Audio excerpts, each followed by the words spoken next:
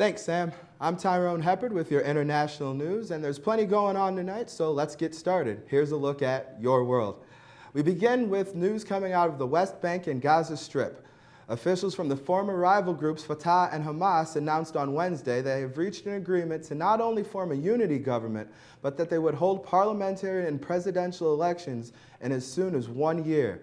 The relationship between the factions deteriorated in 2005, and the two groups were split within the two Palestinian territories. But last month, protesters gathered in the West Bank calling for the unification of Fatah and Hamas, and the negotiation between them is a sign that the people were heard. However, the alliance has sent shockwaves around the world because Hamas has been labeled a terrorist group by much of the international community. The two countries who have voiced the loudest concerns are Israel and the United States. In a television address, Israeli Prime Minister Benjamin Netanyahu said, "The Palestinian Authority must decide, peace with Israel or peace with Hamas. It is impossible to have peace with both since Hamas is looking to destroy the state of Israel and says it openly." He also added, "I hope the Palestinian Authority chooses right, that it chooses peace with Israel. The choice is theirs." Meanwhile, the United States and most of the Western world has said that it would support a Palestinian government that works to promote peace, and they will have to renounce violence and recognize Israel's right to exist. The Palestinian Authority plans to seek international recognition of a Palestinian state by the United Nations later this year. There's interesting news coming out of North Korea's capital, Pyongyang. As of Wednesday, the country's leader, Kim Jong-il, has said that he's ready to hold unconditional talks with South Korea and the United States. In a letter addressed to former President Jimmy Carter, Il is quoted as saying, he is prepared for a summit directly with South Korean President Lee Myung-bak at any time to discuss issues between the two heads of state. Now, currently, President Lee has refused to have any diplomatic talks with the North until they claim responsibility for two separate incidents from last year, the sinking of a warship and the shelling of an island near the border, which resulted in the deaths of nearly 50 South Koreans. Carter is a member of the Elders. It's a group of former leaders from around the world working to promote peace and diplomacy worldwide. The Elders' desire is that under some circumstances, these officers will be accepted by the leaders of South Korea and the United States and other leaders of the six-party talks. That's what Carter says. The six-party talks are an effort to denuclearize the Korean Peninsula by North and South Korea, China, Russia, Japan, and the United States. The talks haven't moved forward for about 2 years. Carter also added that its willingness to talk with us is good news, but right now the focus should be addressing the major food shortage in North Korea, and he encourages both the United States and South Korea to resume aid to the nationalist state immediately. Out of Mumbai, India, people are starting to pay attention to a rule that countries typo again.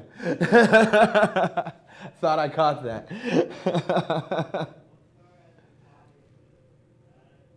We'll start out of Mumbai? Okay.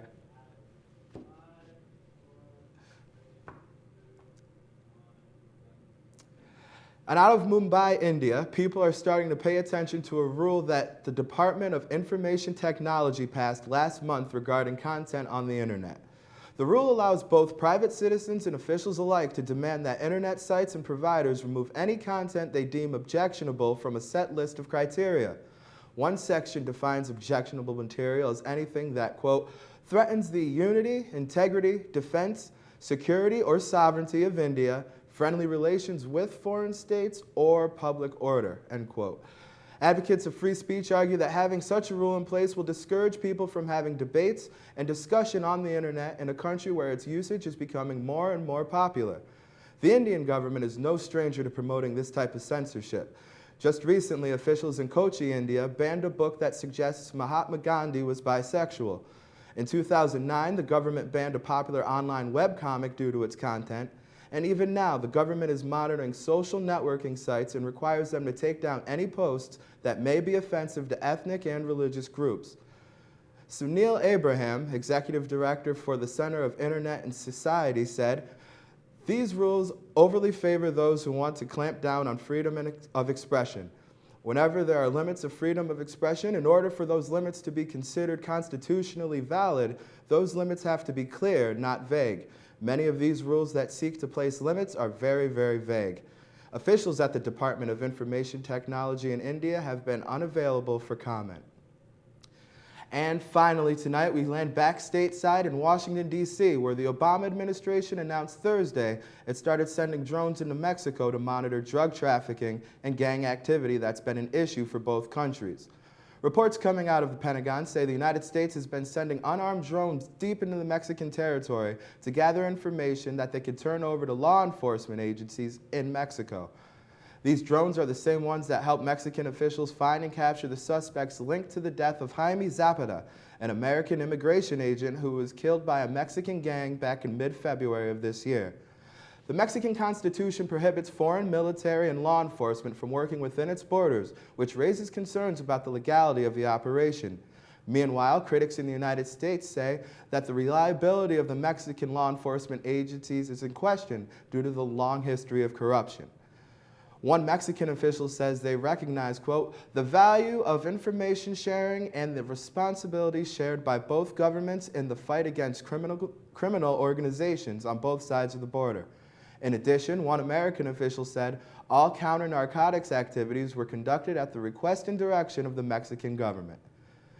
That's it for your international news. I'm Tyrone Heppard, and now we're going to throw it over to Mike Milstein with your sports. Mike?